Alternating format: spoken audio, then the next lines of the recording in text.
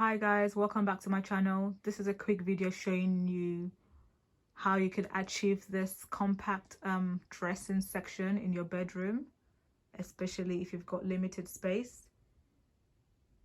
So I'm going to start from the bottom.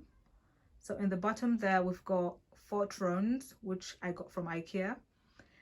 Originally they were designed, I think they were designed to store shoes, but you can store your shoes in there, you can store your books, files, scarves, hats, whatever it is you wish to store in there. In there I've just got random stuff, and at the top of that I've got an Ekby shelf which doesn't sit on top of the throne. So I'm just going to show you, there's like, you can see there's a little gap in there. So this shelf is a standalone shelf. It just fits right on the wall. It's basically a floating shelf with storage. So in the storage boxes in there, you can store your makeup brushes, stationery, or whatever it is you wish to store in there.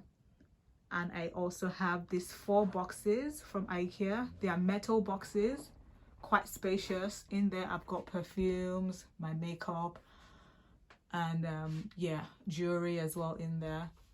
And right in the middle there I've got this mirror from IKEA, which I got a couple of years before I designed this. So I got this mirror, I think about £15, but I'm sure IKEA still has it, and it fits right underneath the Hollywood lights.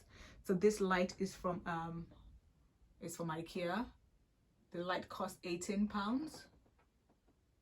and you have to get the bulbs separately. So the light itself costs £18, and then you get the bulbs for 2 in a pack for £2.50. So in all the light will cost you about £25.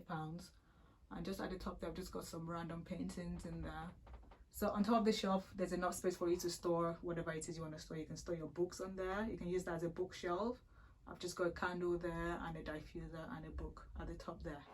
So yeah, if you do have any questions, oh, before I go, so you can see that there's a black wire which runs through the wall.